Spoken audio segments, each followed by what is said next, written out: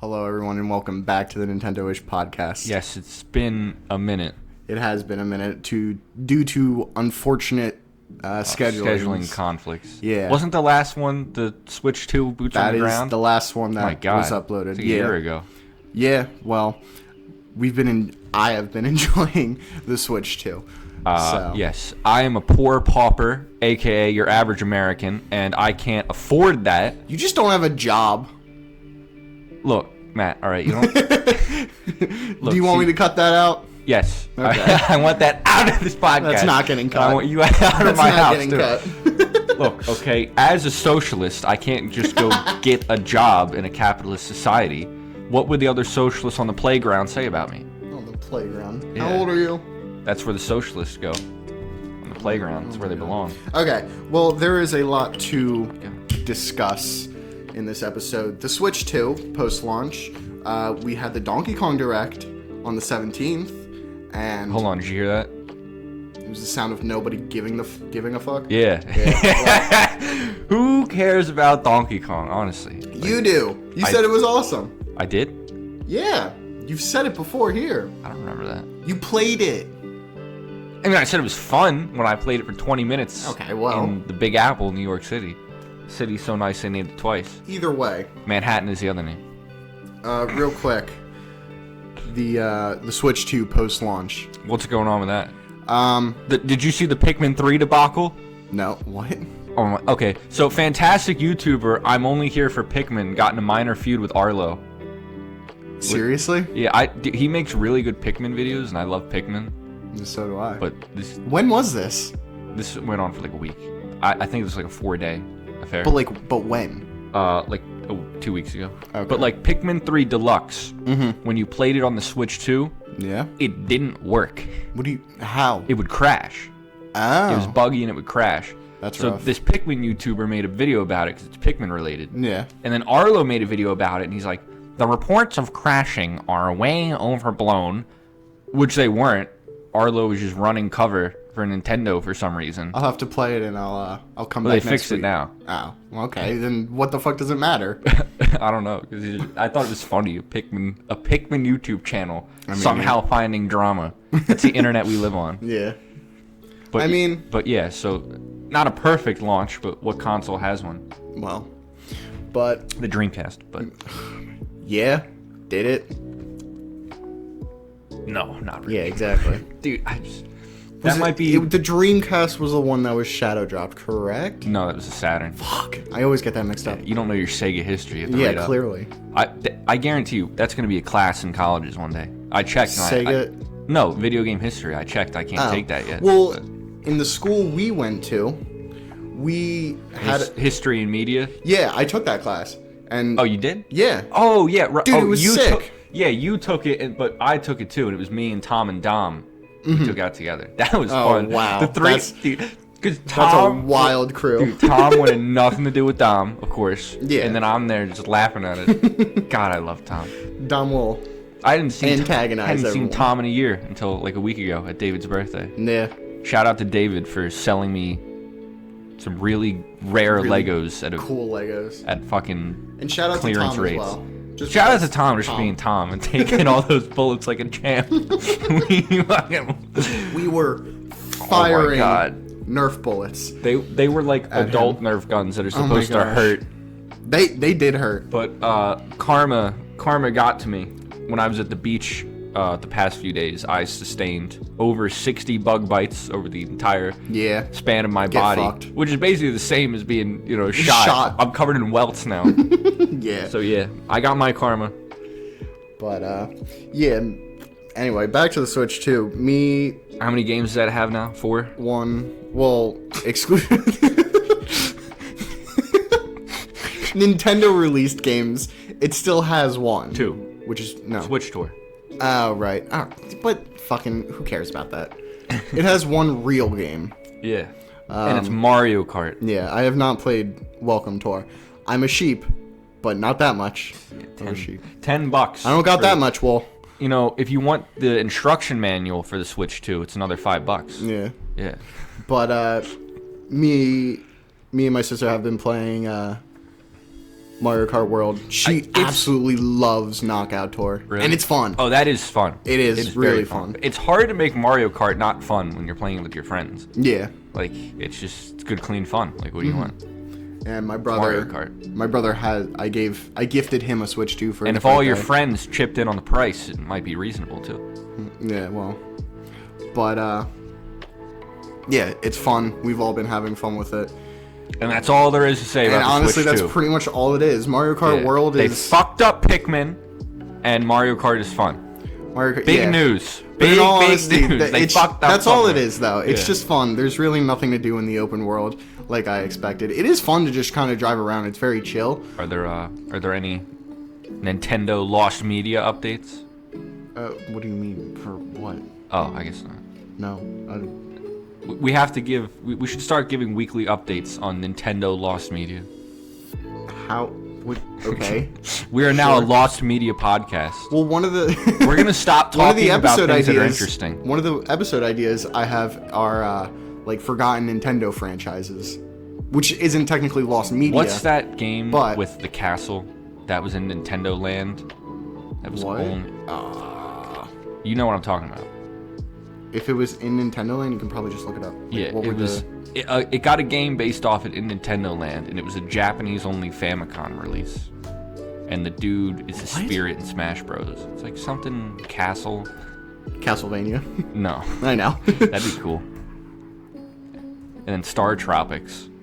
Nintendo Land mini games. It's the Shuriken Ninja one. Oh, that had a castle in it? It's a Japanese castle. It doesn't look like it just kind of looks like a house. Animal Crossing Sweet Day, Balloon Trip, Breeze, Crossing. Donkey Kong Crash Course, Legend of Zelda, Battle Quest, Luigi's Ghost Mansion.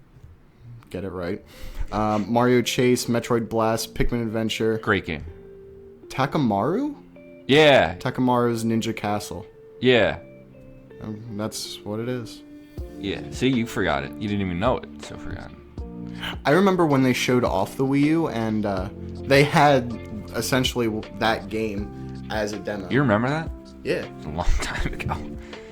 Well, I mean, I don't know. We were probably 7.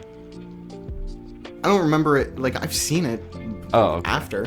Oh, afterwards. Just like the info. Oh yeah, there was a Paper Mario Sticker Star trailer.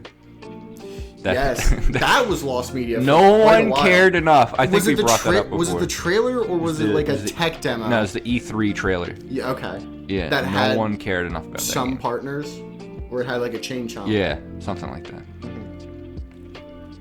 They just found some Thomas the Tank Engine thing. I heard about that. Huh? Some Thomas the Tank Engine pilot. They found that. They found the Backyardigans pilot. Oh, that was lost? Yeah. Look that one up. It was live action. Huh? And they were in big mascot costumes. That sounds really funny. I haven't watched it yet. I just heard. I might watch it. I remember when I was like 14, I was like, dude, Lost Media is so cool, bro. It's so cool. And now it's just the stupidest fucking thing. They found everything good. That's the issue.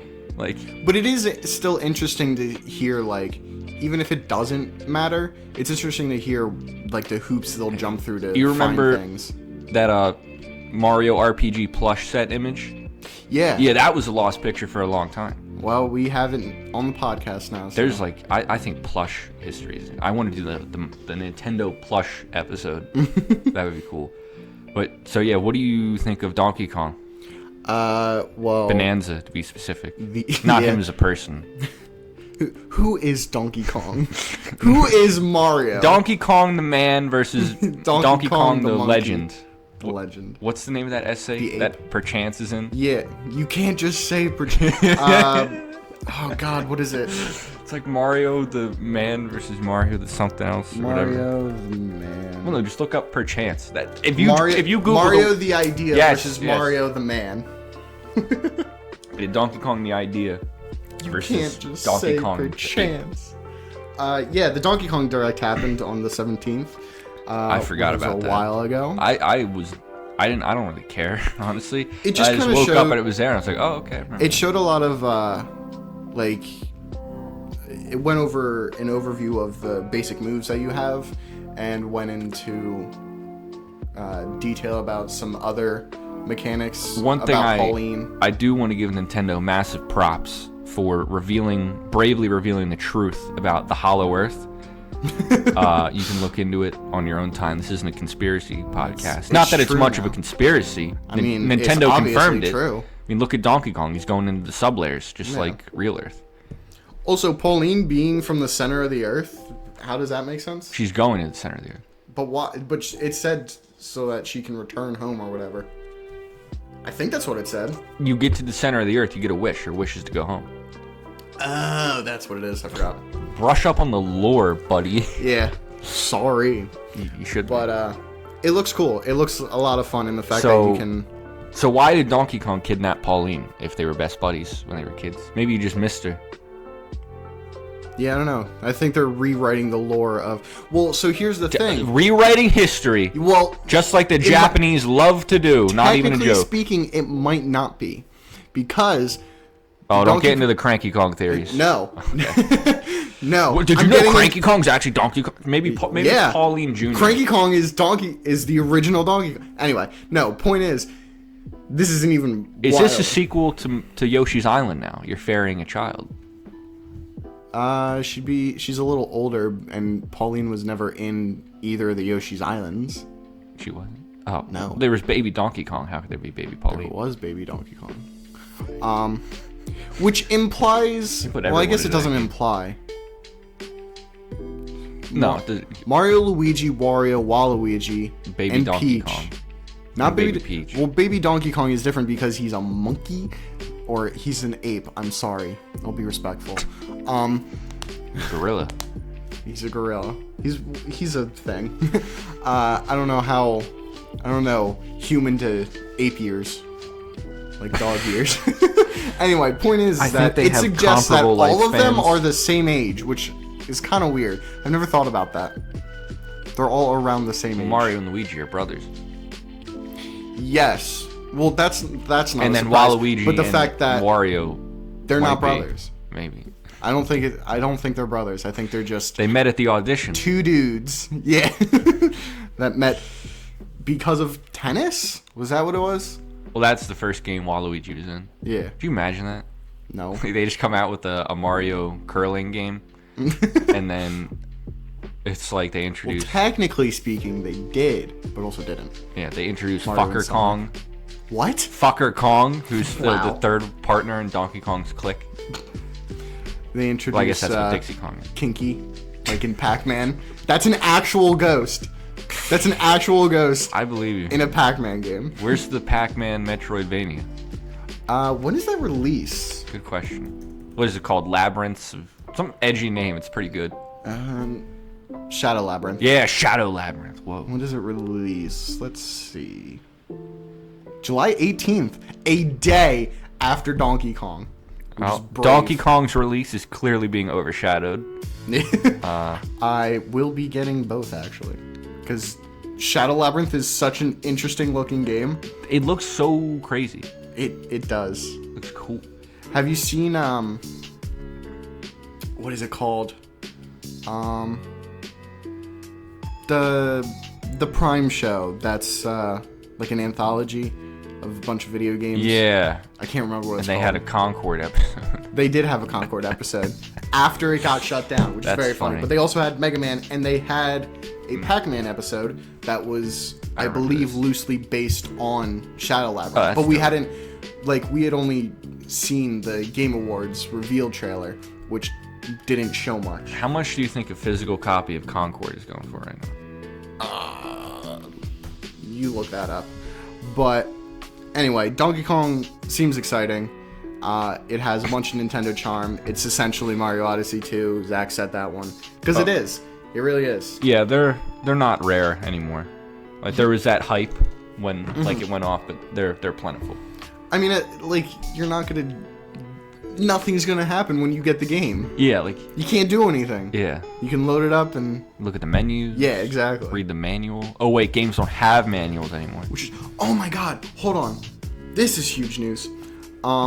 Summer Games Fest. Did you see that they're making a sequel to the Scott Pilgrim game? The beat 'em up? Yeah. Oh my god, really? It's Scott Pilgrim EX. Dude, it looks awesome. It's a sequel. Yes and no. It's another beat 'em up. I was about to say, is this an official sequel to Scott Pilgrim? Because that'd be pretty cool. I'm looking it up so that he can see. Look up the trailer when you get a chance. But yeah, it's Scott Pilgrim EX. So it's not technically a direct sequel in story or whatever, but it is a sequel in gameplay and everything. That was a great movie. It was a great series. Yeah, I read the books, the comic. I actually really liked Scott Pilgrim Take Off. Is that the animated one? Yeah. I never watched it. I thought it was dumb. It's all right. It's a completely different take on. I know. Scott It Pilgrim. pisses me off. It's like when they made the live action Avatar show. It's like, what are you doing? It's not nearly that bad. Okay. Jesus. The live action Avatar show? If I could find the people who okayed that and hit them with a hammer, I would. Anyway.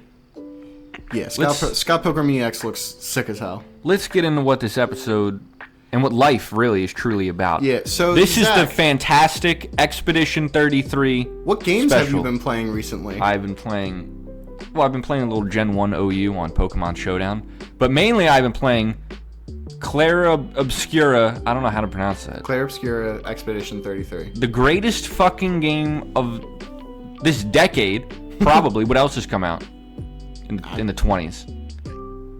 I mean, Luigi's Mansion did. Is that a joke? You joking with me right now? No. It sounds like. Okay, it's not even close. Actually, when did Metroid Dread come out? Was that in 2019? Yes. Jesus Christ. It's a 6-year-old fucking No. game. Luigi's Mansion launched in 2001. I'm talking about Metroid Dread. I know. I'm talking about Luigi's Mansion. That's a fucking 25-year-old game. It's a decade, Okay. a quarter century. Decade. We're getting our wires crossed here. Sorry. But yeah, Expedition 33, legitimately, Got my math mixed up. I thought games like that were extinct. A brand new You know what else JRPG released? that's turn-based and good and original. Who would have fucking thought something like that could come out in today's climate? Bug Fables actually released within the decade. Shit.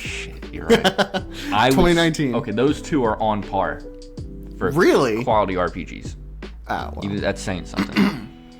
Yeah, those Would you are say Bug Fables is your favorite game of all time? No. Or Xenoblade? Xenoblade. Okay. I'm just... Because I know how much you love Bug Fables top 5. both.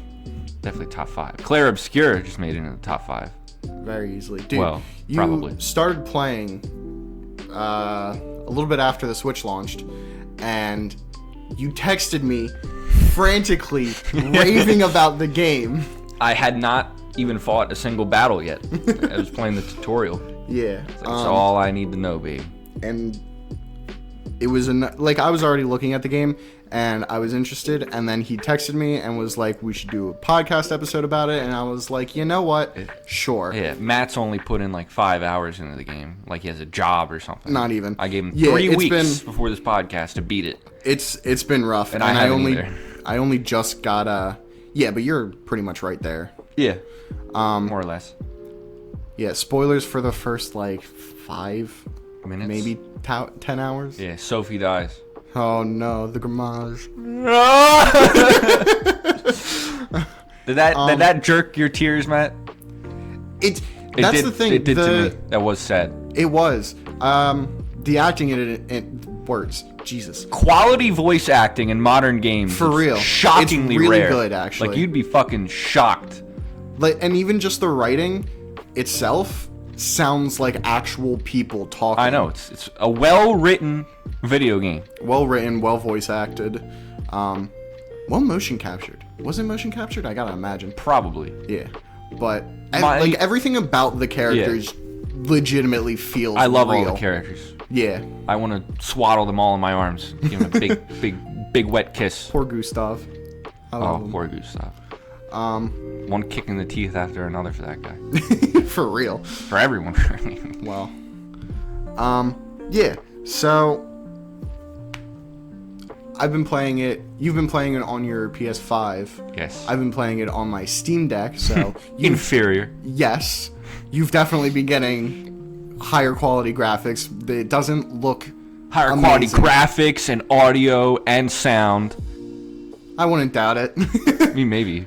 Honestly, probably. But dude, I get to play it. I have a very which is what I care about. shitty TV back there. So odds are your picture might be better. No, It's just if a I shitty had TV. my Steam Deck, I would show you, and it's not great. Oh, okay. But even if it's not great, I Playing that can on tell. Handheld? Oh my god. What? You're playing that on handheld? Yeah. That's a game you got to put on the big screen. It's I like don't a movie. disagree. If it ever does come to Switch, I will definitely get it. It's like on a movie Switch. that you don't want to watch in your house. You just want to see it in the theater. Mm-hmm. Does the movie theater still do that? Where you What? can play games there? Yeah, Dude, I want to so bad. let's go. What does it cost? I think it's like 100. Okay, I just made $400 selling Legos. I'll put another 5. We get 5 hours. Yeah. 500? No. Oh. I'll put another 100 in, and we'll make it 5. You said you put another 5. You're about 500. All right, Jesus. But dude, just go there and Either just way. play Expedition 33. Yeah. It's summertime. Get the boys together. Speaking of which, I do want to talk to you about something that we talked about, or that you talked with about the friend group a while ago, for the 4th of July. The mountain thing? Yeah. Oh, okay. Um. Yeah, there's so many Don't fucking wanna- people and no one. Hey, Yeah. everyone, do you want to go on a free vacation? No one responds. Yeah. It's weird. The fuck? But I know that Discord server is like dead, basically, but I still. mean, it is, but isn't. Yeah. It's just we're all doing our own shit. Still those. Anyway, Free back to vacation, you fucking ass. Expedition. The combat system is so good. It's wild that every character has their own. Exactly. That's thing. exactly what I was about to say. Yeah. That's what, like Final Fantasy VII, famous game, very popular, but every fucking character in that game is the same. Mm-hmm. Like, besides their limit breaks, they're not unique, and, Yeah. what weapons, right? But, like, you can put any materia, and then all their stats, when they max out, they're all the same, obviously. Mm-hmm. They don't have a lot of unique things. And even in Xenoblade 2, a game I love, the differences between the characters are so minute that you really don't notice them until you're like going for world records on time attack. Mm-hmm. It's like this character's move takes less time than this character's move. Yeah. Like, that's what it comes down to. I mean. And that does actually affect gameplay somewhat. It's a real-time battle. Mm-hmm. But like not really. Like Xenoblade 1 is a game I love for that. Every character in that is so different. I feel like RPGs in general actually have probably the most replayability out of any genre. I think so. Of video game, because you can do so many different things. You can do low level runs with Pokemon. You can do Nuzlocke with even just use different Expedition. Well, yeah, even just like Expedition 33, you could like not just use different characters, unlock abilities. Yeah, no spoilers for you, Matt, but there are 5 character slots, and you can only use 3 in battle. There's only 5 characters total? Yeah. Really? 5 characters. Be in the menu, only fits 5. See them all standing there. Nothing. Oh, I'm just that's how you're looking. thinking about that. Because, okay, so Zach's almost at the end of the game. I just got Mael. Third and character. Fought the Curator. I don't know why I forgot his name again. I forgot his name, honestly. But you find her in the manor, and there were a lot. What I thought was that each one of those doors is a separate character. Well, like once I find What is this, Mario 64 DS? Fair enough. Well, when I found, to be fair, when you find Mael in in one of the rooms and it's the only door open, I think gameplay-wise, it's logical to conclude that, once you find another character, they'll appear in the manor, or that's like the central hub for the characters. I didn't think that. That's immediately what I thought. And I think that's somewhat ridiculous, but I see where you got the idea. Why? At least. I don't know. That's just... How many fucking characters did you expect to be in the game? I don't fucking know. I genuinely thought there were like 8 different characters. No, not really. Sorry. But yeah, that's... I mean, like if I ever replayed the game, I would use the other characters more. Yeah. Just see. But like Mael can is do. so overpowered. Is she? Oh yeah, when you get all of her skills and stuff unlocked. Oh lord. I just remember I texted you I did 2.2 million damage in one hit. That was with her? That is routine. Oh now. My god. You just gotta do the setup with the What gradient level attack. are you? Just out of curiosity. 82, Yeah. I think. Since I've used the same 3 people, their levels are mostly the same. Gotcha. But Fair there's enough. a lot of solo fights. Really? Yeah, a lot of solo duels. You'll see. Yeah. But one thing that I hated about Final Fantasy VII, just bringing that up as a comparison, that is in Expedition 33. It's like the characters who don't fight in the battle get less rewards. Yeah. Which I just think that's annoying, especially when, and this happened in Final Fantasy VII a lot more than it does in this game, when you're required to use them. You're required to use it only characters? happens a couple times, and But it's even not. still. And the fights aren't hard because of they know this, but there are a couple times where least you're they know forced it. to use certain characters. Yeah. Yeah, and I just think that's annoying. Like the characters I don't use are like level 72 instead of 82. They need EXP share. Yeah, Pokemon's the only franchise that doesn't need that. For fuck's sake, you can't give me Ironic. But yeah, everything about the game is really fun. I think the action commands were what really drew me in, like, to play Expedition 33, and they're not what like I expected. They're not like Luigi and Mario. No, it's just It's prompted. pressing. Well, it's not even that it's prompted. I mean, in Superstar Saga, they're prompted, but They are? yeah, I thought you just pressed it at a certain time. yeah, that's what it. Well, there's not a big prompt that says press A outside the tutorial. They're Sort of. In some of them anyway. so in Superstar Saga, there is and there isn't. There's the base version, or like the quote-unquote tutorial version, where it costs less BP and it does less damage, but it shows the button prompts. Oh, right. There's yes, I remember that. There's 3 different speeds. What kind of pussy would use that? There's slow motion with the button prompts, there's normal with the button prompts, and then there's the quote-unquote advanced, which is just the normal move without the button prompts. Yeah, back to what you were saying about replayability. I've started to We're jumping around here. Yeah, I've tried to stop dodging and only do parries.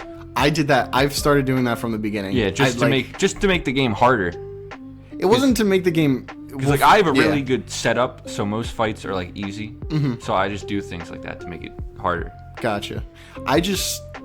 It's a damage thing for me. Like, if I can do damage, I'd rather do damage. Yeah, even if the parrying is harder. I didn't parry at all until 80% through the game, and I'm like, oh yeah, I can parry. I have not dodged. And the timing is not even that much harder. Well, I've learned to. Again, I haven't played honestly that much, but I've fought a couple battles, or a decent amount of battles. Either way, point is, enemies in the game. yeah. But even still, like I said, I was only parrying, and then once I got to the Chroma Lancer. Yeah, Chromatic Lancer. He was a huge pain in the ass, and when I died, I saw the hints at the bottom, which go by really fast. Like, the load times are really fast. Yeah, on a which game, is good. Yeah, with a game that uses, timing like that, you can't really have any lag. Yeah. And I haven't experienced any. It's rough. Neither have I. But either way, I saw that, dodging gives you more time, or, dodging is easier than parrying, which it is. So I started dodging, and then learned the timing, and then started parrying, which I think is the idea of the fucking... Very wise.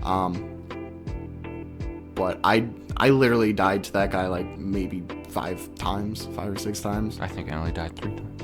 Yeah, well, I beat the mime in 1 try. Dude, I didn't know about breaking and stunning. Legitimately. I don't even know what I did. I think I Oh, you did it accidentally? maybe. You filled their break meter and then you hit them with... But I don't know what attack I would have done to fill the break move. It just happens on its own. And then certain attacks can break. I did it in I must have done it in 1 or 2 attacks, which doesn't make sense. The break meter shouldn't fill that much. That's what I'm saying. But I don't know. Neither do I. but I think I used Lunel's like I just fought fire attack. Oh yeah, I just fought the final mime. Mm-hmm. That is an annoying fight. You have to 1v1 it. With Gustav? With anyone. Oh. See, okay, like the final mime, the true mime, is honestly a real pain in the ass, and you can only 1v1 it. And then, okay, maybe I shouldn't spoil this for you, but it's really funny. When you beat the mime with that character, it gives you the bald hair option for said character. That's wild. Yeah, and I only did it with Mael because it's like, okay, I don't want to do that again. So no, Mael is. So, but you can fight it with each character. Yeah, and Mael was my character who I tricked out for soloing. Which, you know. But also, with the fight of the curator, I learned that you can jump and jump counter. That's wild. Yeah, that's where that comes in. I also find it really annoying. I thought about this last time I was playing because I was fighting the mine enemies in the flying waters. Oh, naval mine. Yeah. Yeah, diving helmeted fellas. But the flying enemies are going to be, now I don't know, seem really fucking annoying when you can only fucking shoot them. They are. That's so annoying. They get annoying. Like, and like, I don't know, like, especially early on when you're the fact that they say most turn. Like if they couldn't dodge skills, then that'd be okay. That is something strange to me, that they can dodge everything. Yeah. The only thing they can't dodge is shooting. Yeah. But like if they couldn't dodge skills and they could only dodge normal attacks, that'd be fine because then you have to, you know, manage your, or even the other way around. Your AP. Yeah. Yeah. You do for them dodging skills, you do less damage. Yeah, but you'd be able to do damage. There's a chromatic enemy later on. You can only attack him by countering. That's cool. That's different. That's only parry. That's a fun gimmick. Only but when parries. Flying enemies are a constant normal enemy, that's annoying. There aren't that many. No. Yeah. There are. I've experienced. There's quite a few. There's chromatic flying enemies. Yeah. And those get annoying. But you know they have really low HP. But that's when I started parrying. When I fought the boss where I had to, and I'm like, Jesus, my timing sucks. Now I'm parrying everything like a master. Yeah. Master of the game. Not really though. But no, it's really good. The music is insane. Amazing. It's these people singing in French. The music gets wild later on. Does it? Yeah. Because like I said, I've only played great. the first however many hours, and it's amazing. Man, who would have thought the French of all people? Of all peoples on Earth. I was going to say, I'm surprised you played it considering it's made by the French. I know. I'm not a big fan of the French people or culture or language. Their food's all right. You know, the croissants. And the baked goods. I don't know about whatever the fuck else. The baguettes. Snails and frogs. You can make Gustav a baguette boy. You know, the French hate America so much that... This is real. Look this up. I don't want to. They say you can't call it a baguette if it's made with American wheat. What makes French wheat so fucking special? What makes champagne different from any other grape juice, Matt? Exactly. I don't know or care. Like jerking people off. That's what they like, the French. Whoa. But literally, how many people were on the team that made this game? I don't know. Like 30? I don't know. And my brother's home. Pardon the interruption. But I remember seeing a very funny headline where it's like, Jeff Keighley praises Expedition for being made by less than 30 people. Other game devs say that's bullshit. Because, you pay 400... Like, it's no wonder there are all these layoffs. Like, there shouldn't be. But, like, you can't hire 400 people for a 30-person job. Hold on. I look up how many people made Clair Obscura. Obscure? It's just Clair Obscur. And the first pop-up was... Just keep going. The first result was, no, Clair Obscur Expedition 33 wasn't made by 30 people. They love they're trying to cover it up. Now, granted, it's Reddit, but... Yeah, you know how many people it was? It was 31. It was a small team, and it made a game better than fucking anything I've seen from, these so-called AAA studios run by a bunch of fucking idiots.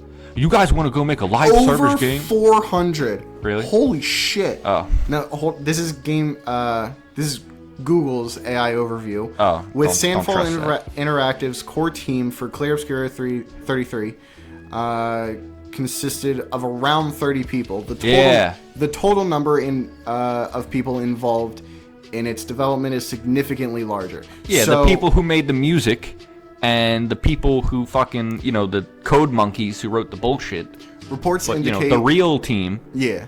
Reports indicate that the core team of 30 was supplemented by external production partners, including those working on localization, QA testing, voice production, music, bringing the total number of contributors to over 400. Yeah, it's 400 if you include the people who had nothing to do with the video game part of it, just the voice and the music and the things that have nothing to do with, what they're paying 400 people to do at these bullshit studios. How many people do you think worked on GTA 6 total? I don't know. That might be a 5-digit number of people when all of is said and done. Maybe. And then including all the Kickstarter backers, it's like 10 million, There were No. I didn't think so. Like, some games do that. They put every Kickstarter backer in the credits. Yeah. Like, you count them. This game was made by 5 million people. Hollow Knight. Was that Thunder? Oh, no, I think my brother. He just got back to suitcase rolling. Oh. That was wild. Yeah. Hollow Knight did that, and I believe... He just walked by with dinner he got without me, which I'm not fucking furious about or anything. Bastard. I believe Hollow Knight and Shovel Knight both did that. Yeah, I remember that because I played Shovel Knight. Yeah. Many years ago. Yacht Games is coming out with a brand new game. Not Shovel Knight. Is it another Shovel Knight? No, I said not Shovel Knight related. Okay. Mina the Hollower, which looks like a Castlevania and Oracle of Seasons. What? Type. Yeah, it looks really cool. The most forgotten Zelda game. Mina the Hollower. Who's out here talking about Oracle of Ages? It looks like a Game Boy Advance kind of, or Game Boy Color maybe. Oh, that looks sick as fuck. It does. Is that a hook shot I see? If you watch that amazing Game Theory episode, you'll know that Link couldn't actually use that hook shot, or else he'd rip his arms off. I mean... Please fix this, Nintendo. Logically speaking, that does make sense. However... Fuck about logic. It's a video game. Yeah, so pull your head out of your ass, Matt Pat. Damn. He's into politics now. Really? You see that? Actually? What? Yeah. What the fuck are you talking about? You're bullshitting me. No, I swear to God. This is, video game related enough. Was he running for the mayor of Twinktown? No, no, he made a creator caucus that essentially... That fucker got to meet the Pope. And gave him Undertale. That's so tough, dude. People make fun of that. That's tough as fuck. Read this tweet made by him. Yeah. You can read it out loud. Otherwise, I'm just going to fill the dead air. His reaction is neutral. He doesn't seem to care all that much. But MatPat is now in the White House. We could have him running for president in 2028. I guess, yeah, the creator caucus, a lot of the economy is driven by people like that now. Yeah, I believe... That's a horrible thing. From what I understand is that it's driven to support and build up smaller businesses. Yeah, if it supports, people like him who do the heavy lifting over, YouTube, who makes money off the backs of these people. But it's not just college content. basketball. It's also not just content creators. He said that the caucus will affect the greater economic for, smaller mom and pop shops and kind of shit. I should hope so. Yeah. Fucking. But it's cool. My dad owns a small business, and the other day I was hearing some of the very fucking specific, bullshit regulations I got to go through for all that. Mm-hmm. But very. Pokimane was also in that. See, this is why I don't like this, because creators. What percentage of creators are just literal whores? Like, I would say at minimum 50%. So like this sort of movement is going to get overtaken by whores like Pokimane. I don't think so. I'd be worried. I don't. That's what I'm worried about more than anything. I don't think so. Oh, let me show my ass on live stream, then act like I'm not doing it. Now I'm a millionaire. Yeah, but back in the day, people like that would be hanging from trees, and I say we were better off. It's not here, but it's on. He I'd posted more pictures on his Instagram, which I'd love to see Matt Pat on Fox News. He's probably been on Fox News. Probably has. Honestly. My name is Matthew Pat. Like, are these people gonna go into talk to Congress and introduce themselves using their online handle? Like, hello, U.S. Congress. My name is PewDiePie. Do you know Michael Reeves? Who's that? Okay, I was about to say, didn't he direct Batman? That was No. Matt Reeves. That was Matt Reeves. No, he's an engineering YouTuber. What? Yeah. If you don't know him, On it won't make Wikipedia sense. page. If you don't know him, it won't make sense. It's but gotta be fucking easy to get Wikipedia pages. He made you've seen The Boys, right? The show? Yeah. Yeah. He made a baby doll into the laser baby. Mm. You know what I mean? I've seen the show. I'm saying he made that. Or like he actually made He made that prop for the show? No, he made a real life version where you know, does it shoot essentially lasers? Yes. Like actual lasers. Cut that through anything? set shit on fire. Oh, that's cool. I believe. God, that show went downhill. He does a lot of wild shit. He himself is kind of crazy. I'm sure. But it'd be funny He to gotta see be. him in the You know, I've had a theory about In there?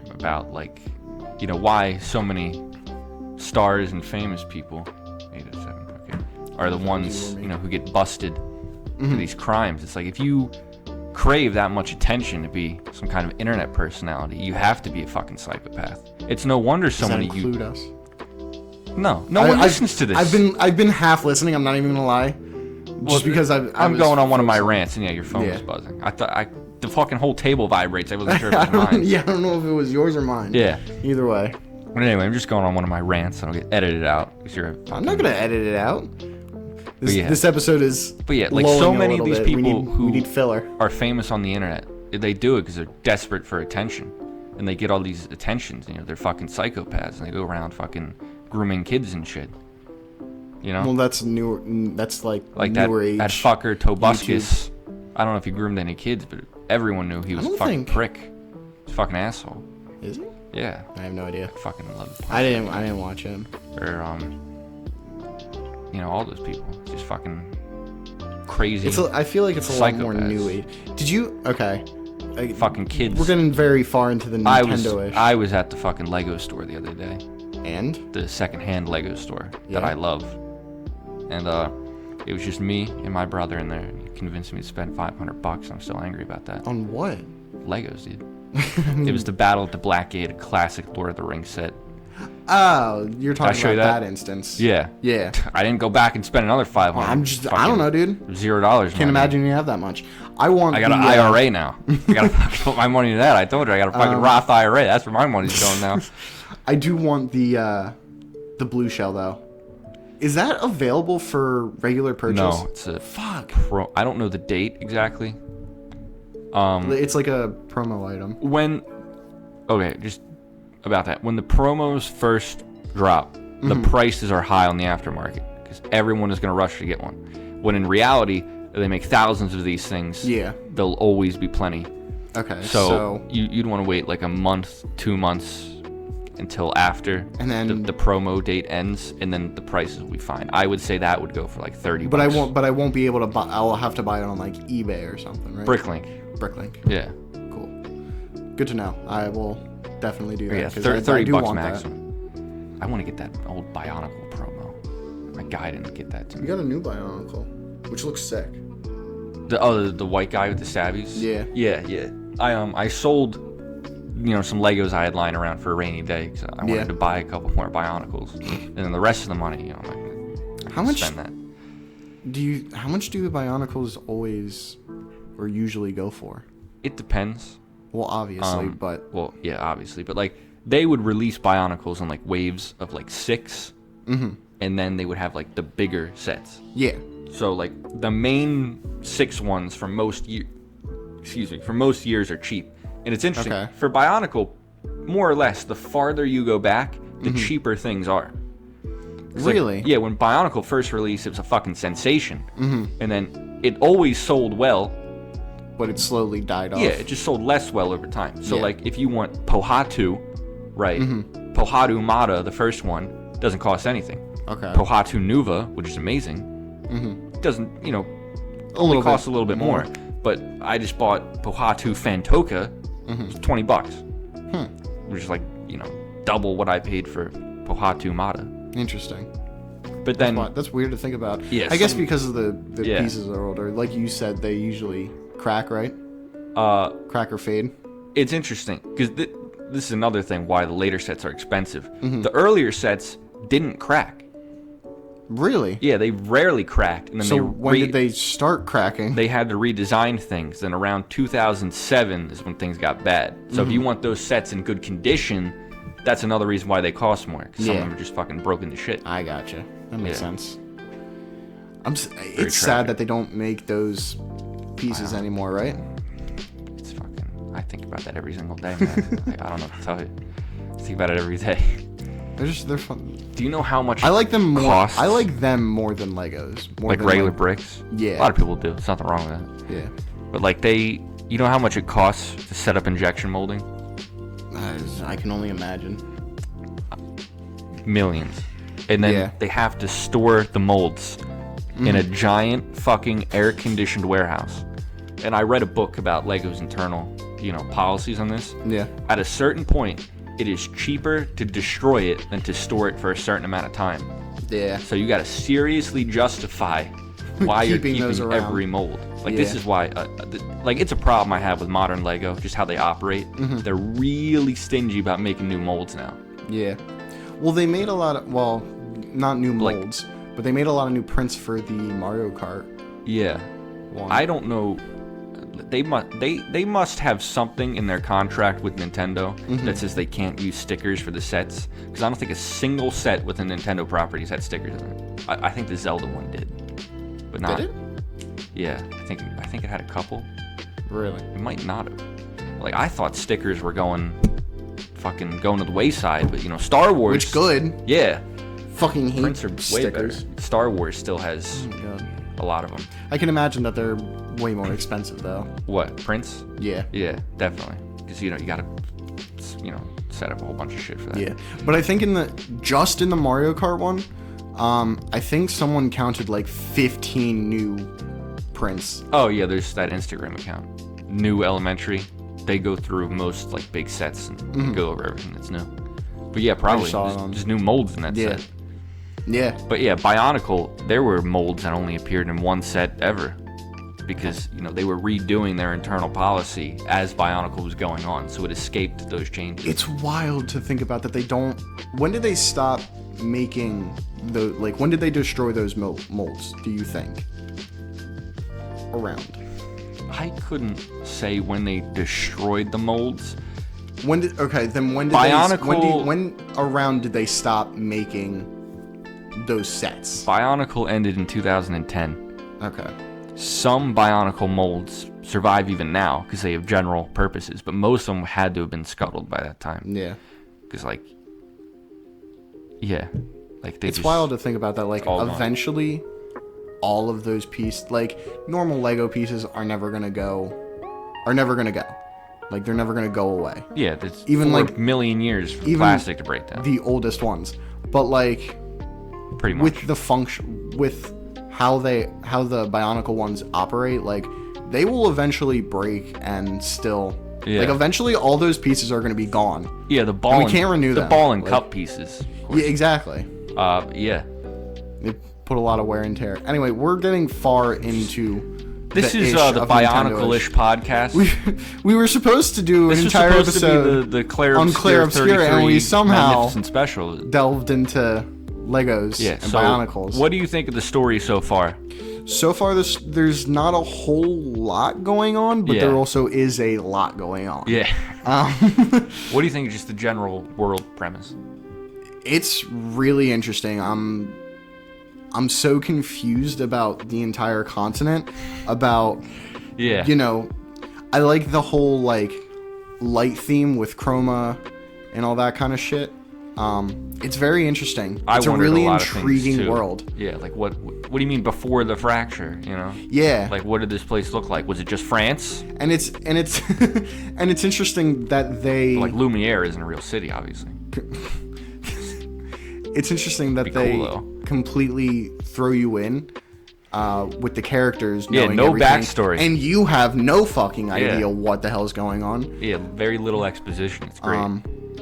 And like the But thing, there's a difference between that and what fucking Dark Souls does. Yeah. I absolutely despise what Dark Souls Your does. answers- And it's not you get answers in Expedition 33. exact. Well, it's not even that. It's like you can figure everything out with context clues pretty quickly with what characters say, what they do, what they know. Oh, yeah. Right? Dark Souls, you have to figure it all out all yourself, and there's very little context clues. It just makes it a lot harder to figure out what the fuck is going on. And I'm not even talking about the story, I'm talking about the main gameplay as well. Like, there are so many different stats that I don't know what the fuck do In Dark Souls? in Dark Souls, Yeah. yeah. I don't know what to put You know my souls into. You know the game I don't know how to Hylix? make builds. You know Hylix? No. Okay, it's a surrealist RPG. Okay. There are stats in that game that don't do anything. Why? I don't know. Why would they put that in? Well, it's not like you could spend points to upgrade them or anything. So you can't do anything with No, them. they legitimately do nothing. It's awesome. Why? Why would you put that in? It's a surrealist art piece. Like, what do you want? Fuck it's that. Funny. It's funny. That's another thing I did to Make a challenge functional myself. game. I stopped upgrading my attribute points. Completely? Why? I haven't done that for at least 20 levels. Why? I don't need to. I guess that one's fair. Yeah. And at a certain point, the differences become negligible Yeah. to what like Picto stat sticks will do. Mm-hmm. Like those get insane. 4,000 HP on one of them. What? Yeah. That's fucking wild. Yeah, my character's HP stats are really low, I think. Mm-hmm. Like I'm going all out offensive and just get the timing down, like get good. Yeah.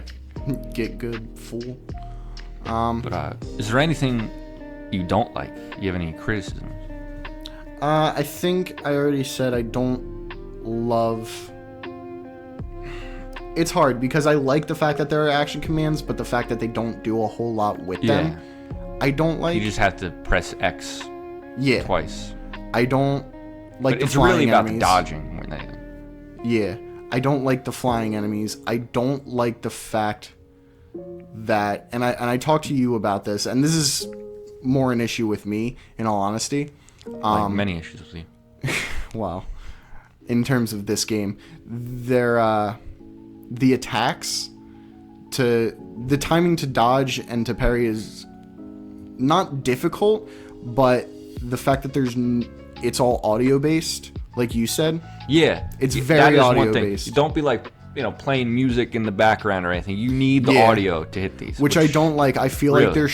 I feel like there should be an accessibility option, and I went into the accessibility That's options. badass. Did you check? 'Cause it Yeah, might be. I mean, maybe I somehow missed it, but I checked the accessibilities, and there wasn't any kind of option to make a flash That's interesting. to happen That's one thing I love to about make the Bug timing Fable. a little bit easier. Bug Fable actually has a lot of accessibility options. Accessibility. Yeah, for the different kind of attacks. Like I cannot button mash fast at all. Mm-hmm. So like when you Really? have, in Bug Fable, they have those attacks right to button mash out. Mm-hmm. I cannot do those. So you can Really? change that to just it's like a BXYY up down, right? Oh, like Yeah. a quick. That's cool. Yeah, it's like a QTE. It's way better. Mm-hmm. And that made the game like you play fucking hardest mode. All the difficulty options turned on. You have to. You'll die. You'll lose instantly. Really, if you're getting hit by them. But yeah, I don't like that there's not any kind of option to change the showing of timing for attacks, because with it being audio They based, usually have that in games like this. Make more like obvious tells. Yeah. I'm kind of surprised they don't. like I said, maybe I somehow missed it. Maybe it's because I'm playing on a Steam. You just play on Steam. story mode like a I bitch. I don't know. One I'm thing. playing on normal mode. Don't worry. Yeah, me too. This is a side note, but I would love to make a video game someday, just on like RPG Maker. It's on the Yeah. bucket list. We should make a game. We the should. Nintendoish Like, podcast. The options, official game. the options menu would look like this: difficulty, hard, story, and then if you click story mode, It takes you right to the credits. That's fucked up. That's fucked up. You're such an asshole. I know, that'd be great. You want That a, would you be want a kinda difficulty funny, selection? Get good. That's your difficulty selection. No, it's just story, and it's just a YouTube link that takes you to the all cutscenes video. Yeah. That's what it would be like. All the text, like the entire story, and scroll by really it would fast. just be the like, script. Yeah, there's the script. There's the story. You want it? Read it. Like an EULA. Yeah, you want to Just have to scroll all the way past. You want to experience the story? Just read it. And it's not. It's literally all the text in the game, so it's just a whole lot of bullshit. Yeah, like, would you like to buy this item? Yeah. But what was I about to say? Oh, that's one thing I appreciate about Expedition 33, because the story is good, but you just want to play the fucking game because the combat's so much fun. Yeah. Right. So many stories, story-based games rely on their story, and then it's like, it's watching a movie, but with a lot of downtime. It's like, okay, I want to see the story. I'm invested. Like, I don't want to play this shitty game. Yeah. No, it is definitely a very interesting game, a very interesting story. Like, it does a whole lot to make you want to keep playing. because you love all the characters. Unlike I love all a lot of the characters are games, so great. You You have a favorite character yet? It's probably Gustav. Gustav. I absolutely adore Gustav. He is a baby. Mael is great. Lune's great. Lune is The other character. Lune's got sass. I like her. I love Lune. She's great. Bad as fuck. But yeah, like a lot of games. Props to this studio for not. Have you? Okay, this is like. Props to the studio for making like a legit game. Yeah. That has passion. That's another thing. With female characters who aren't ugly. Have you seen that? Like No. Okay. Oh yes, I have actually. Yeah. Wasn't it Ark that everyone was complaining about? Yeah, it's how she looks like a man. Yeah, and like fuck. There'll be cares? like boob sliders, and the highest is a B. Doesn't Xenoblade X have that? They took it out in Definitive Edition. Why? Yeah, no. The original Wii U version Not of the Xenoblade boob X slider. in Japan only, and the character customizer, you could make those honkers fucking massive. Like, that's just funny. Like, come on, is. right? I know it's weird and dumb, but it's also just pretty funny. But that's another thing about Clair Obscura. They're hot. No. Thank God. Shut up. No. We play Nintendo games. One of the reasons I really like Nintendo games is because they have a lot of personality.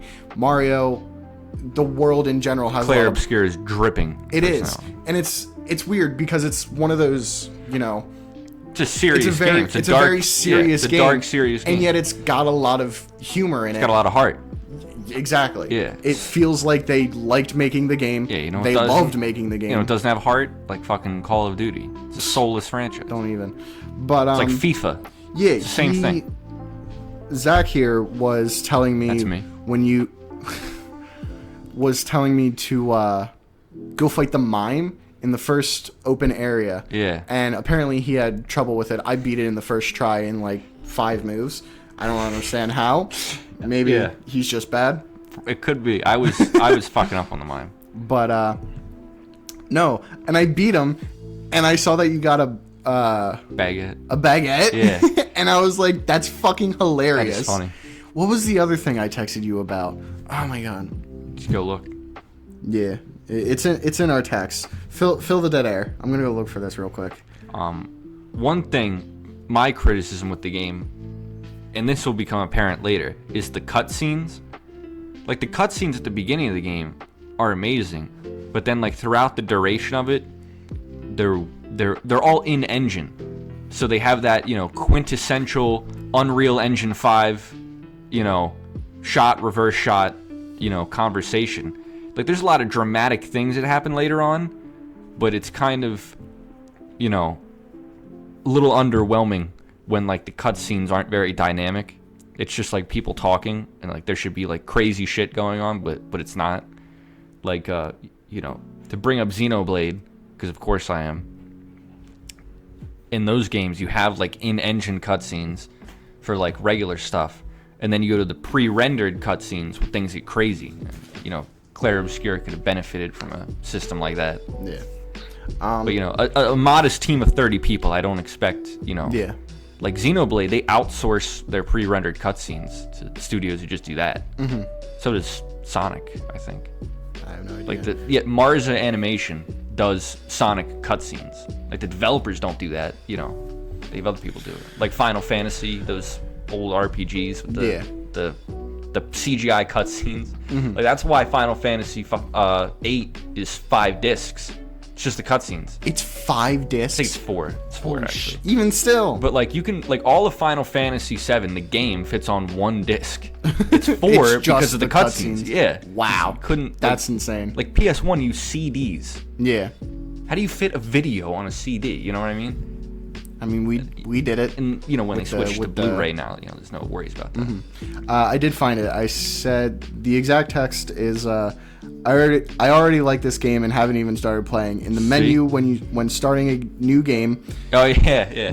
You have the option to show whatever costume you're wearing. So, like I said, when you beat the mime in the first open area, you get a baguette costume for Gustav, and you can wear that, and you have the option of it showing that costume in the cutscenes. Now, it says some cinematic shots may not look as intended, but it's fun. Yeah. And I love that, because they know it's goofy. Yeah. But that's the whole point. Is it raining? No, that's the washing machine. Okay. I thought it was like pouring outside, and I didn't even care to look behind you. But yeah, I may have had Lune in the swimsuit outfit for a decent duration of time. That's another thing. The jumping, like I know there's probably not a lot of platforming. But even, buddy, is there more platforming than you should be? You have no idea. The jumping feels awful. I kind of love it because I love it when non-platformers have platforming. Yeah, like Xenoblade kind of does that a little bit in certain areas. Not as much as this though. They're like, okay, there are beaches in the game, multiple beaches. Which game are you talking about? Expedition 33. Okay. The beaches, they're gestural beaches. You met Noko, right? No, I don't know. Oh, you meet him right after you leave the manor. Never mind. Oh. But you've heard of gestrals? I don't know. I don't think so. They haven't mentioned them yet? I don't know. They have, but you don't remember. I think so. But anyway, maybe. They live on the continent. Okay. There's gestural beaches, and that's where you do little mini games. And some are platforming. I haven't seen it. And that's how you get the swimsuits, because it's on the beach. Like I told you, I thought that was really, really funny. Yeah. Like you do this. The first one's actually kind of hard. The first one you get to. Maybe I was just bad. But it's this little platforming thing, and then you get there, and it's like, oh, here, take this swimsuit, and then it's for Gustav. Yeah, and then, then you have to. You seem like you're wanting something different, you know? Like, doesn't he ask you a question, and he does, and then he says, "I don't know the answer." Yeah. He's like, "Oh, you want the female swimsuit? Here's this complicated math question. It doesn't matter what you answer." Yeah, exactly. I think the correct answer is 17, though. Did you? I think I'm saying I think I've seen a clip where they did all the math. I did the math and it was 17. Yeah. No fool. But yeah, the fact that the game has personality and it's one of those more serious games, I just love. Like it's so nice. It's crazy. Yeah. I wanted to say something else. I can't remember what it was. Yeah, everything about the game. And there's like exploration is rewarding too. Yeah, there's stuff all over. Like a lot of games, like I like using Horizon Zero Dawn and Forbidden West as examples because they're the most.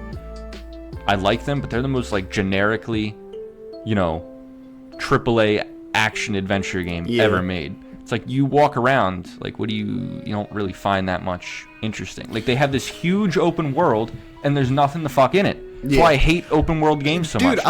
This is a world map. Yeah. And then the areas are full of everything. There's no dead space. Ironically enough, I was talking about something similar with my coworker who's like twice our age, more than twice our age, but he plays Fallout 4. And he was like, I don't do anything with the main story. I play that game a lot. Yeah, Fallout is great at that. There's things everywhere. Exactly. He's like, I don't do anything with the main story, and I'm still doing things, like side quests and shit. Yeah. And I was like, it's impressive that like a lot of open world games don't do that. They fill it with a bunch of bullshit that doesn't matter. Will GTA that 6 isn't fun. Will GTA 6 be 80% bullshit? Yeah.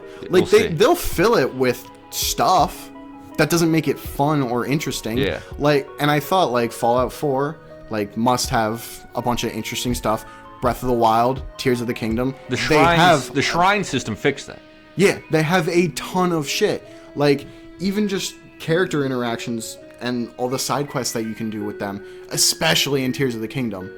But yeah, like GTA has a bunch of different shit. Yeah, like a bunch of different side quests. It's like, I think about like Mario Odyssey, right? And it's about like, what is the least valuable thing you can find? Like in Odyssey, you know, coins don't really do anything. Right? Yeah. The only two things you can get in Odyssey are coins and moons. Yeah. Right? Odyssey has too many moons. Right? Because you have these big areas, you have to find something that has to be important. It's got to be a moon. Right? But the thing is that... But then in Breath of the Wild, you find the shrines, and you get the spirit orb, and then 4 of them you get an upgrade. That's substantial, you know? It's like a piece of heart. Well, I think they approach them in different ways, is the thing. Because yes, in Breath of the Wild, you use them to get upgrades. So that's what makes them feel important, which is fine, and it's good. You know, it drives you to do more shrines. But in Mario Odyssey, like I said, it's a different approach where it's not about how many moons there are, it's about actually getting them. The point is that you have fun getting the moons, no matter how many there are. True. And a lot of the moons are really fun to get, and that's the entire point. That's the different approach. Breath of the Wild and Tears of the Kingdom approach it where, yes, these upgrades are supposed to be worthwhile because they help you advance in the actual game, whereas Mario Odyssey is just about let's have fun gameplay, and we can add we have all these ideas to get all these different moons. Let's just add them, and if they're fun, we keep them. You know what I mean? Yeah, but it's just a different approach. In Expedition 33, you know, you find money, which is Chroma the form of currency? That can actually be pretty scarce at times. Really? I found like a ton of it. Well, we haven't spent it yet. I guess that's fair. Yeah. And then you find colors of Lumina, which are actually really important. You know, even 1 or 2 of those can contribute to a substantial upgrade. So, you know, each one feels important. Yeah. So, like, even the smallest collectible in Expedition 33 is, you know, important. Yeah. It's like, you know, you walk around. Am I going to run into the problem of hoarding 73 different items for, you know, I'll use them for a rainy day, and then don't. No, there's no items. I don't use them. There's no items. There's only weapons and outfits. Oh. And pictos, but, you know, that's another great thing about it. There's no items, you know. I didn't think about Bug that. Fable, it's like, you know, do I want to use this fucking queen? Well, technically speaking, there are items, but they replenish every time you rest. Yeah. Well, I stopped using items a really long time ago. Really? Yeah, I thought it was cheap. Really? Like, as soon as I got a revival skill, I'm like, what do I need items for? Because I only ever use revives. Yeah, that's fair. It's like cheating. I also will say, the other thing that I can't say I love or hate it because I don't really have an opinion on it. Because I know it's a me thing, but I have a difficult time building characters.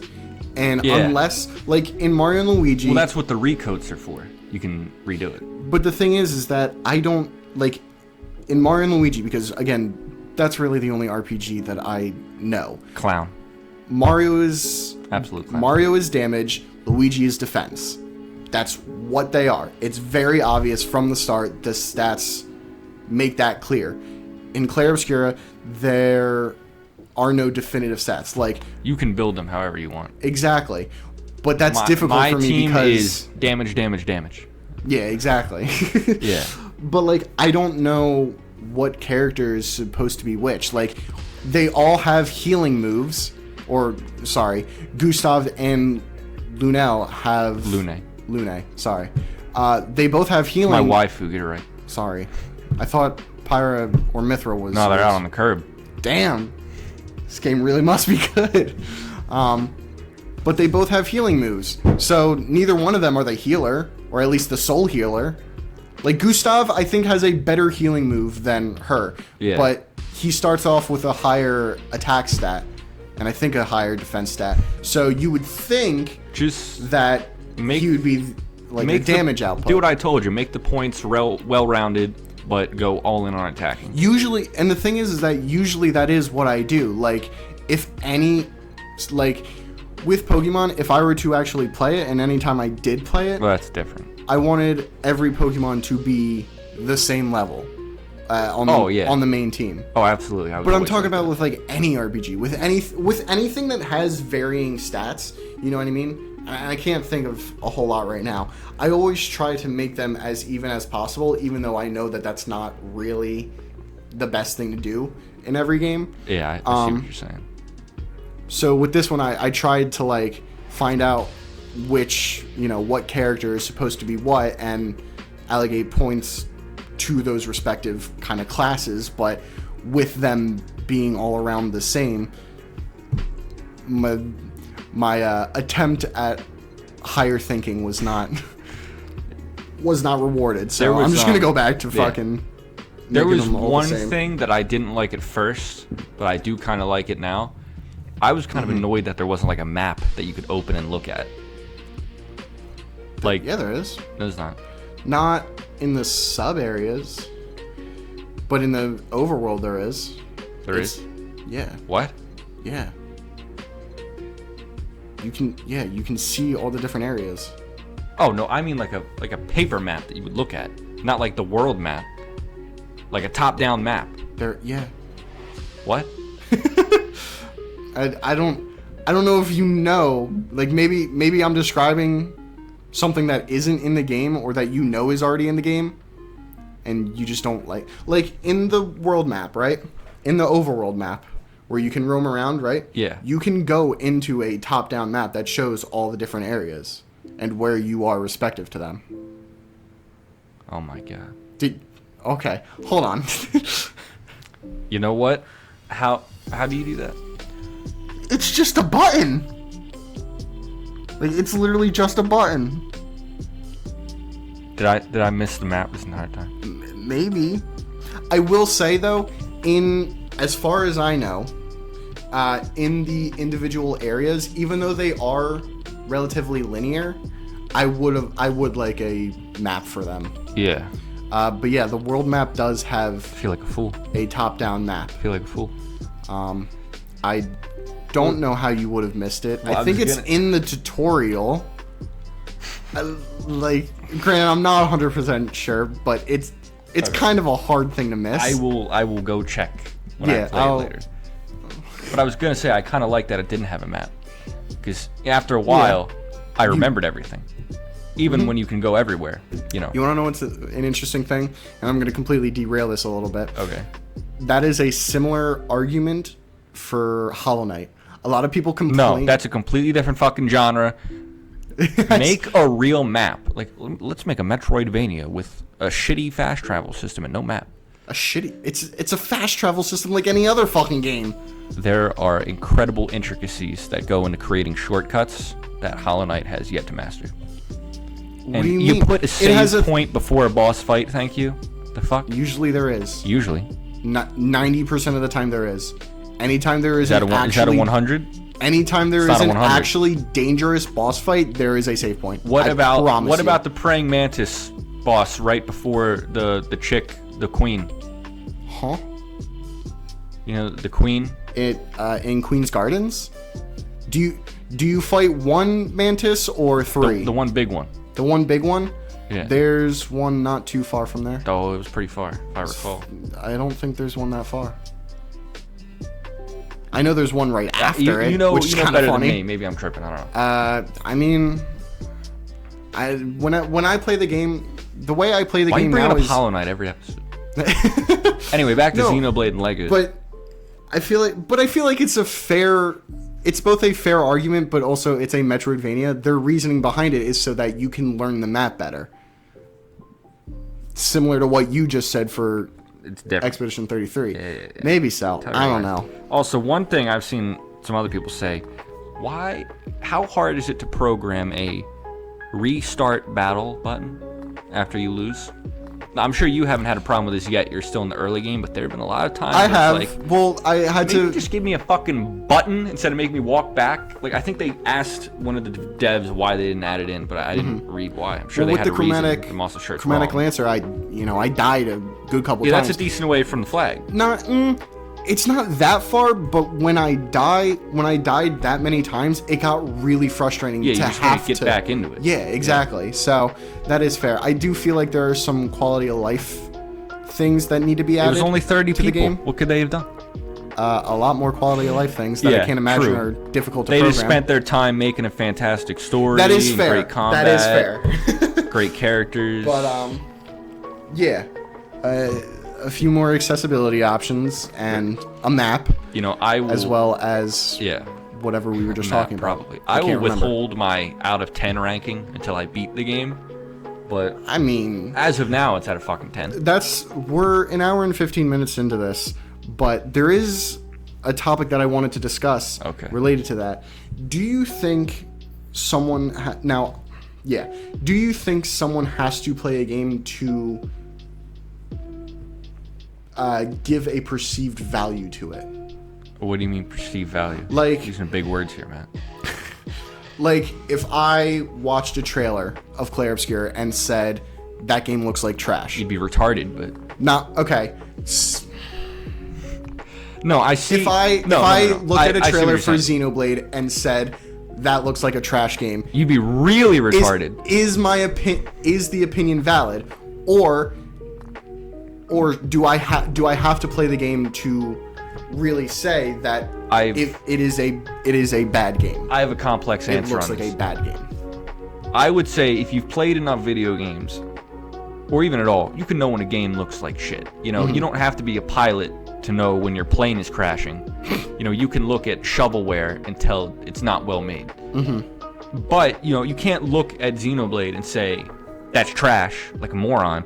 But you can say, I know that game's not for me. Like, there's tons of trailers where I'm like, I'm sure that game's cool, but I know I wouldn't like it. Yeah. Just because of the genre or what have you. So I don't think, if you looked at Expedition 33 and said it looked like shit, you'd be a retard. But the reason I bring this up and the reason that this was in my mind was because I saw something on Instagram. Well, a lot of bad stories start that way. But in the comments, there was the discussion of someone brung up, like, Nintendo games aren't worth shit. Like, they were saying the new Donkey Kong doesn't look like it's worth $70, and that... Well, no game does. It looks like... Okay.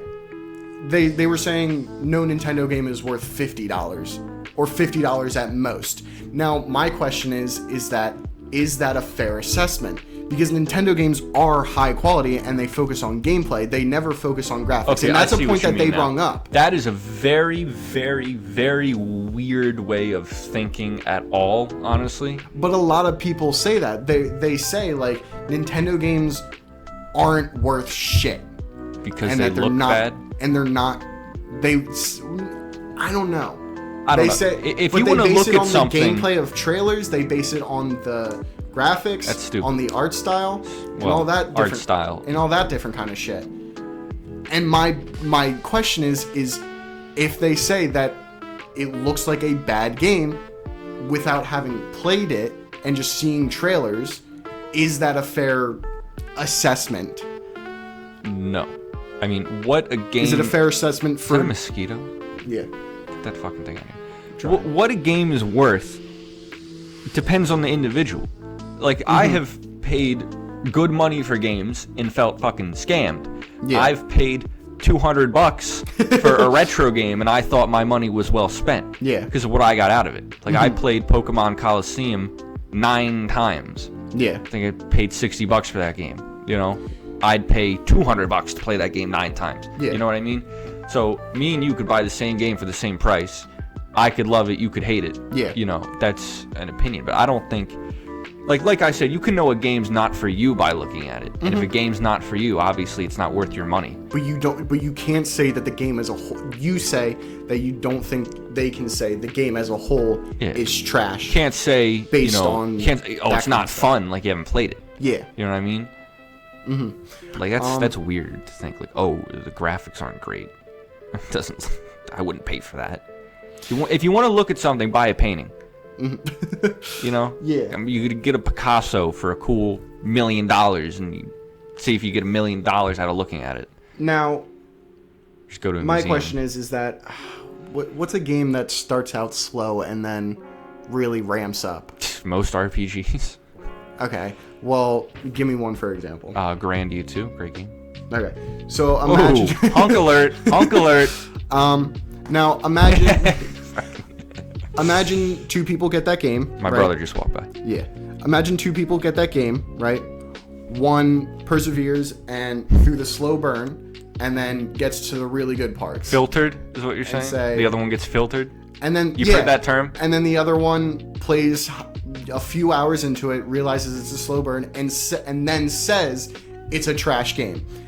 Is that person's retarded? Is that a fair assessment? You're talking about. So at that point, about a 2 hours played Steam review. Like, you know what I mean? Let's be more fair and say 5 hours. That depends on the game, but yeah. You honestly, like Xenoblade 1, you play that for 5 hours. You know, you're not. At that point, my question is, how far do you have to get in a game to actually? I don't want to. That's the thing. I don't want. I think that's a very interesting aspect of design. How far do you have to get in a game to form an actual opinion? But even that question in of itself that would depend seems on the game. Unfair because absolutely because either one should be an actual opinion. You know what I mean? Yeah. Whether you have played the game or not. Or whether you have played all of the game or a little bit of the game, both are actual opinions, but at what point is one higher valued than the other? You know what I mean? I'm just using Xenoblade as an example. Mm-hmm. That game does start slow. Yeah. And Xenoblade 2 especially starts really fucking slow. Mm-hmm. Like it's hard to replay because it takes so long to get certain things. Yeah. So I could, but you would have to play that, get all the abilities to make a comment on the battle system. Like, how can you comment on the battle system when you don't have the full one? Yeah. You know what I mean? But like, I think yeah. Like, there are so many questions stemming from like, at what point can you form a truthful, honest opinion about a game? Play it twice. So then if you were writing some fucking dissertation, okay, so I played through Mario Odyssey once. If I give an opinion on that game, is it not valid because I didn't play it twice?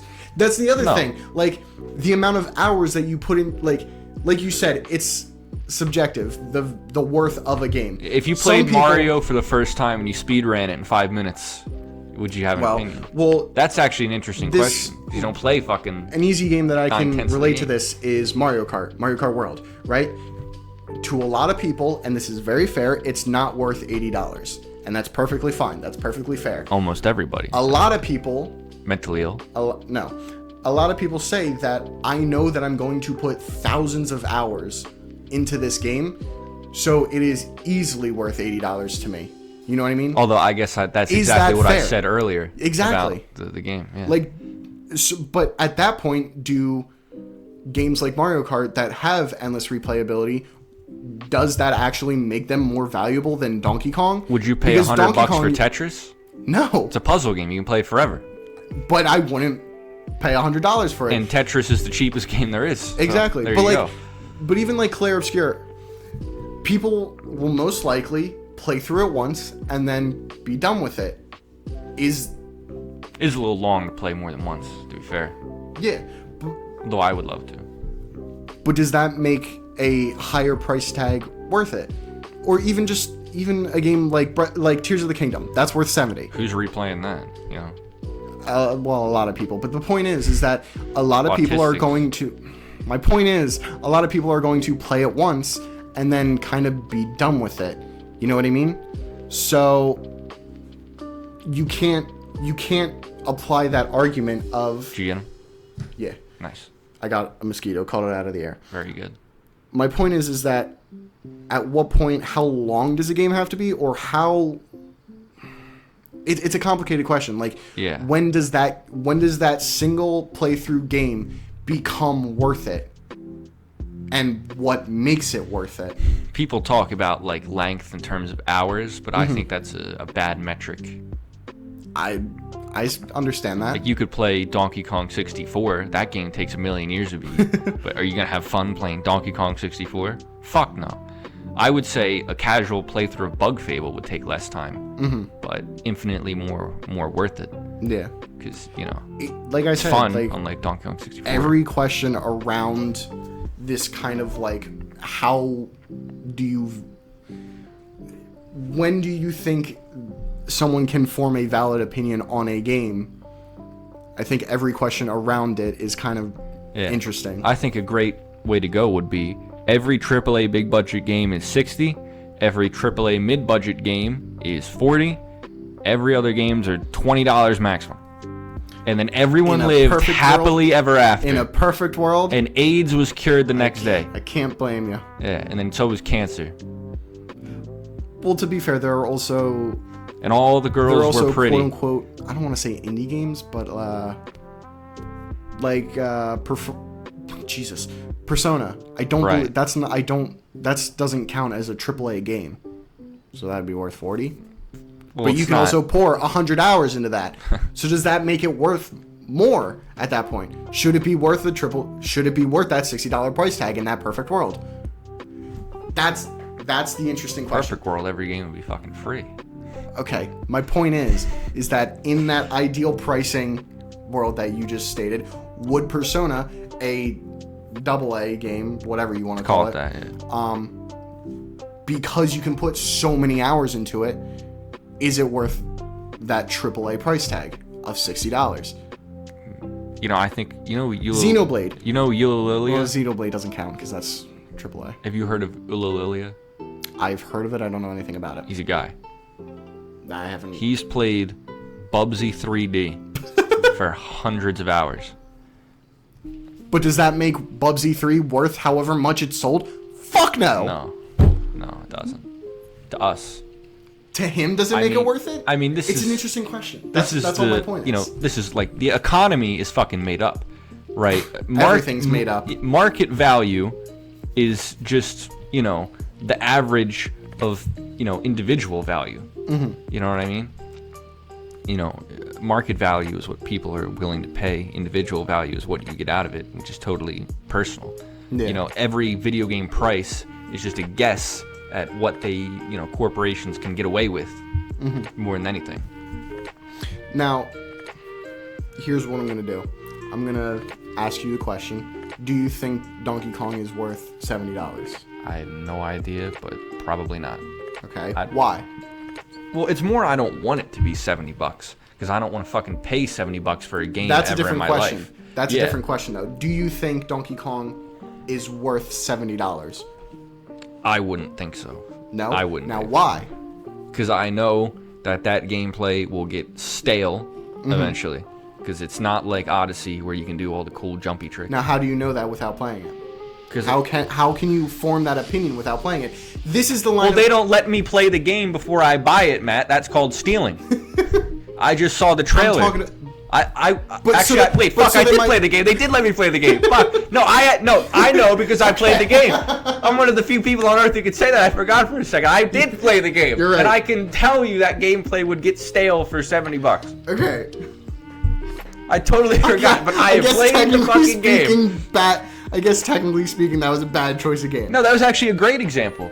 Because how many people on Earth have you played that? Like a couple thousand and all over the world? So yeah, and then you're going off the trailer. What do you say? Okay, so then are both of our opinions valid? Yes. Or is my opinion invalid? Because it's an individual Because opinion. I haven't played it. Yeah. That's where all this kind of, like, it's spider webs. Yeah, into all these 100 different questions. Fucking metaphysics here. And the real thing is that there is no right or wrong. Each opinion is valid because that's what it is. It's an opinion. Yeah. And you can't disprove or disqualify. I think. Yeah. Don't pay $70 for Donkey Kong. If you don't want to. I mean, if you have disposable income, I would invest it before anything. Yeah. My point is that, well, a lot of people are complaining about the Switch 2 and how, like, see, actually, people were talking about boycotting the Switch 2, which is retarded and would never happen. And then a lot of other people were like, $80. Oh boy. But anyway, okay, something I was saying is, I said that the Switch 2's price is fine because it's a console that's going to be around for 10 years. So you know you're going to get your money's worth out of it. Yeah. But would you judge a console differently? What do you mean? I'm sorry. It's by the same rules. Like, if you know you're going to play your Switch 2 like once a month, why would you spend $500 on it? I know if I had one and they put some fucking games on it, I'd play it all the time. All the time, yeah. Like, every console I bought, it's been worth it. But a lot of people were saying, like, boycott the Switch 2 because it's going to set a precedent for the entire gaming industry that they can set games at $80 price tags. And I think that's a great reason to boycott. I feel like that's ridiculous. Fair, but I feel like a majority of sales are also the bundles, which make Mario Kart World $50 essentially. Now, the thing is that if, like, does that continue to set the precedent? And if I bought the bundle, am I still part of the problem? You get what I mean? Like, this is all a very fishy topic. Well, it's well known that corporations are made up of people who are functionally retarded. So when they look at the sales of Mario Kart World and they see it sold gangbusters, they won't think that's 90% of these were the fucking bundle. Yeah. Because why the fuck would you buy a Switch 2 and then get Mario Kart separately? Unless you couldn't find a bundle. You know what I mean? But most of them are bundles. Yeah. So they'll look at that and they'll think that because they're fucking idiots. So yeah, they'll start. Give it time. Be charging. So you think think by me buying a Switch 2, buying 2 Switch 2s with the bundle, one for me, one for my brother, one to open, one to keep sealed, one just in case, one for a rainy day when I feel bored. Yeah. No. So do you think me buying 2 Switch 2s, one for me and one for my brother, I am part of the problem? That makes the entire gaming industry now more expensive, setting that $80 price tag. No. No? No, you're not. Okay. Now, I'm not saying that to be like fishing for compliments, I guess would be the term. You're a swell fella, Matt. Yeah, but my point is that, like, I don't know. It's so weird. It's such a... Yeah. I don't want to say... It's a kind of a touchy subject. And with Nintendo... It's a touchy subject to people on Twitter who care too much about it. That's to fair. normal people, relatively like us, who are just discussing it. It's just an interesting question. Yeah, and that's what we're here to do. Don't pay... Ask interesting questions. Don't pay what you don't want to pay. Just fucking pirate the game for free, like someone who's not an idiot. And then do it smart so you don't fucking pay Nintendo for the rest of your life. Like that poor prick. I will be getting... How many fucking mosquitoes got in here? I don't know. Fuck? I mean, you had 60 bug bites. Anyway. They weren't from fucking... They followed me back, apparently. Yeah. It was fucking horseflies that was doing it. Oh my god. Horseflies hurt, dude. Yeah, my dad was telling me, and this is true, bugs prefer specific blood types. Yeah. They really do. And he's O negative. It's like different smells to them. I know my dad is O negative, and I'm pretty sure I am too. Yeah. Which I didn't know my blood type. I guess I should be donating blood if I'm O negative. Yeah. Just for the good of the world. But yeah. You're already doing enough good of the world with this. Thank you. But bugs really like O negative. Yeah. So that's why I have fucking welts and rashes all over me. Yeah. And I spend a lot more time outside than anyone else did. Yeah. I was outside reading in the lovely 100-degree weather. Yeah, it was gross this week. It wasn't bad when I went back inside every 15 minutes into the air conditioning. Yeah. Dude, I don't know if you saw. This has nothing to do with anything. We need to end the podcast. We're an hour. This one's getting long and I haven't eaten dinner We're an hour or lunch. and 30 into this. But starving. Yeah. Thank you everyone for listening to the Nintendoish podcast. Those of you who did. Yeah, all for you, maybe, if that. I hope you guys have a lovely week, and we'll see you when we see you at this point, because... Just grab the menu of my local pizza place to see what time it closes. And, I have time. We will, like I said, we'll see you when we see you, hopefully next week. Probably just gonna go to Wawa, actually. Next week.